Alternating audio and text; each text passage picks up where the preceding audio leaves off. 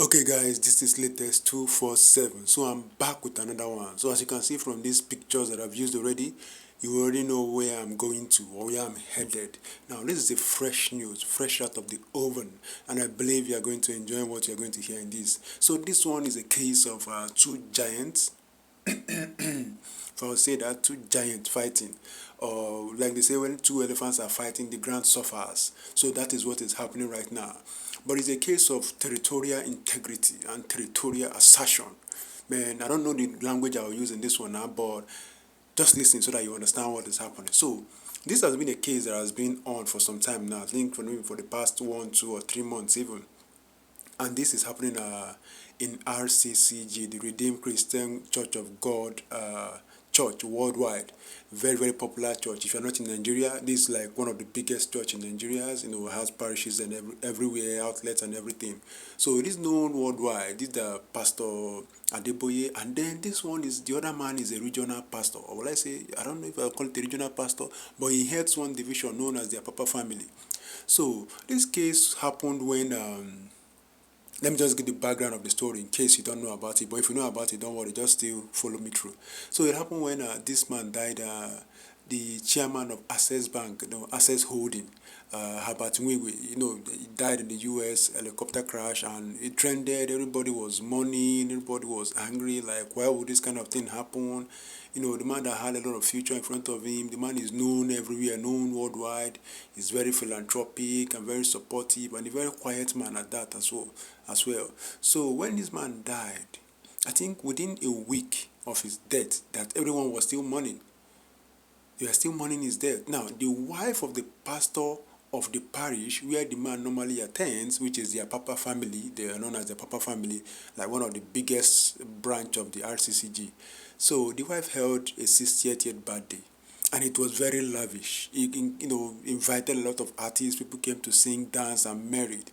So it now became a big issue because they were like, how will someone, a very big prominent member of the church, that supports the church, like the man is a billionaire, so he supports the church, he does a lot of things for the church, so he's known and acknowledged in the church. So how come the man died and within a week, you guys turned your back and now started celebrating, forget about the man immediately? So people criticized the wife. Her name is something Siju. And they criticized the wife, but also, of course, the husband would have given approval. So the same thing, they criticize the wife and criticize the husband. Be like, you can't do this kind of thing. The man is a bona fide member of the parish. Everyone knows him. He's a supporter and everyone likes him and loves him. How would this man die and you're not even worried about it? You're not even mourning about it. You don't even feel sad. Rather, you are throwing a lavish party. So when that happened, he got to the headquarters and they'll be like, okay, he should do. I think they tried to give him suspension or something like that back then, or try to change him, warn him, ask him to resign. Things like a lot of things. We had a lot of stories, but the main one that we heard was that despite everything that the main church was doing, which is Pastor Adeboye was doing to control the situation, to arrest the situation so that it doesn't get out of hand, this other pastor, the pastor you are seeing the picture, Illuyomade, the pastor was like, no, he was not going to follow any sanction that was given to him by the main church. Like he refused to go on suspension, he refused to leave the parish, he refused to be changed, he refused to do everything. Well, like, because, he has been there for a long time, and even the wife started posting some cryptic message online and be like, oh, like they own the church, they invested a lot in the church, there's no way they can leave the church. A lot of people are like, okay, why will the wife be posting such a thing like that? So it's more like they now started digging and be like, okay, what is happening? So people now started recounting and be like, okay, the man actually have invested. In fact, the company or whatever that was used to get money to improve the church, to grow the church, to build the church, a lot of other stories was that of the pastor, Pastor Illuyomade. So there is no way he can be transferred. There is no way he can be suspended. There is no way he can be removed when his investment is there. So it became a very big problem. And I think the main pastor had to calm down, the RCCG, the GO had to calm down. And people were like, okay, if he's calming down, that means there's something else. That means this man is showing that he has an upper hand. And if he cannot be controlled, that means a lot of people also will see what is happening and they are going to repeat it. I said that if the main church cannot control him, when he's actually under the main church, under RCCG. Yes, Apapa family might be under him, but Apapa family also is under Redeemed Christian Church of God.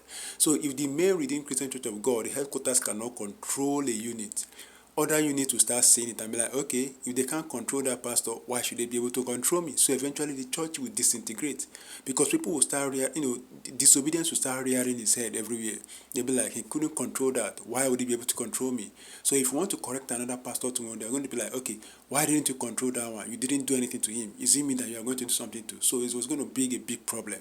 So, but eventually, after several months now, we are seeing what is happening. The church council, they say they set up the church council to investigate the matter, and they've investigated the matter, and they say they have, okay, he's now going to be placed on suspension. This one now is coming from the council, not just a personal reach out, not just the head taking decision. A council of the church, the body of the church now is taking decision that they are going to suspend. No, they've suspended him immediately with immediate effect, even to leave the parish. Now, the caveat is now that they are not just going with that suspension of what the wife, because of what the wife did. Now they say they even ordered an audit. Now you see, that's why they say don't fight with the government, because if the government wants to get you, they are going to find a way, any way to get to you. So what you did might just be small, and the government really want to take you down, they are going to find a way to pin a crime on you. So now they are now brandishing another case, that there is a case of audit, that they did an audit and some things were not aligning, some of the financials were not aligning. So for that reason, he's going to be suspended. So he's going on suspension now for 2 count charges. One is for the the misdemeanor of the family, the wife, on their birthday, lavish birthday, without respect or records to the man that died in the parish. And then second one now is audit, and I think the audit one is even stronger, because I mean, when money is involved, money is actually a very strong case. So that one would even be even stronger than the one of the wife. So if you can easily wish away the one of the wife and be like, okay, can the church just overlook that case and then be like, let's just move forward? Okay, what about the audit? They say there's financial malappropriation, so they have to look into it. And in order for them to do a proper investigation, he shouldn't be on seat, so that he will not tamper with anything. So for that reason, he's been sent on suspension. Now, the same suspension that he has refused to go on since now, the same quitting he has refused to quit, the same resign he has refused to resign from that church. Now, the council of the church from the headquarters now is now saying he's now on suspension, and if he goes on that suspension, if he's going to resume after 3 months, he's placed on suspension for 3 months. Thank God he's not even expelled completely, but for 3 months.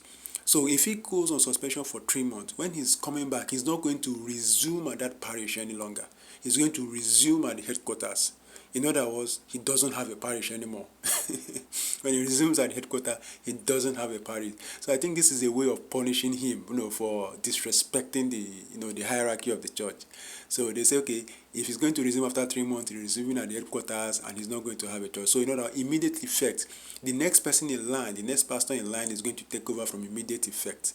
And the pastor has been given go ahead to take over the church, while Pastor Illuyomade is to leave the church immediately and proceed on suspension. Now, this seems to be like, okay, what a lot of people would have expected. Yes, the church should have sat its power. I mean, you still own the church. You still own the right to the church. Yes, the individual might own a building. The individual might have funded a building, good and fine. But the church, the brand, is still from the headquarters. I think that is something that is important that I was surprised that the man had to disobey. But let me tell you what I think about this whole thing now. My own thought is that I'm suspecting that this pastor, for him to have shown that kind of arrogance in the first place, for him to have shown that kind of stubbornness in the first place, this might eventually lead to a breakup. Now, this is my prediction. It doesn't have to happen. In fact, I don't want it to happen. But given what we have seen, with the attitude he has shown to the head, this might lead to a breakup. And I think the church is being careful not to sack him. Because so that it doesn't look as if I will just sack a big pastor. There's pastoring like one of the biggest arm of the church, Apapa parish or Apapa family. They have a lot of money. Like people said, I'm not a member of the church, but attendants of the church have said it. Like one of the biggest parish, they have a lot of big men, millionaires and billionaires and everything. So there's money, and the central church is receiving a lot of money from that place. So it's a church that is respected and protected. So because of the connections that man has made with his parishioners, I believe he will be tempted now to feel like, okay, even if the big church, Redeem, decides to mess up or decides to show what they are showing now, I can just leave and start my own church. Maybe it might even lead to a legal tussle. Now, this is me just thinking. It might lead to a legal tussle because this pastor might even decide to use that same church where he is right now and just change the name from Redeem to his own church. Give it a new name and say, okay, I'm no longer part of Redeem anymore, and this is my church. Because, just like the wife have said, or the wife have been hinting, that they own the real estate and things like that. So if they own the real estate, the man might decide to just change the name of the church and dissociate himself from the main headquarters, which is Redeem, and just say, okay, I'm not part of you anymore. This is my own church now, so I'm not under your governing body. So when he does that, it means that he can still stay in that location and keep his members, but just change the name of the church. Now, and if that one happen, I believe that Redeem will also fight him, because they're going to be like, no, you didn't start that church with your name. You start that church under the umbrella of Redeem. So the members that are there came there because it was Redeem. So now you can't just change it. So they might eventually go to court. So this might be a classic case of religious fight for members and for money and for attention and for power. So, but let's see how it goes. And I hope it gets resolved peacefully. That's my hope. But knowing human beings, I know that this can turn left very, very quickly. So, but I hope it doesn't turn left too. I'm not the advocate of doom. But I've just told you what can happen. This pastor can decide, because it's more like a big slap to him. You know, like he's been removed from a parish. Now he's going to be without a parish for 3 months.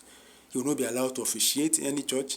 And then when he resumes, he's going to resume as a parishless pastor in the headquarters and not become ordinary pastor in the headquarters that doesn't have a parish.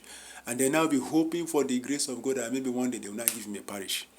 You see, and then and when all this thing will happen, remember, he will be feeling like, okay, I have grown that parish over the years. I got all the members. I was able to canvass for members. I was able to do this and do this. I was able to look for money, get investors, build this, and then you now say I should leave the church.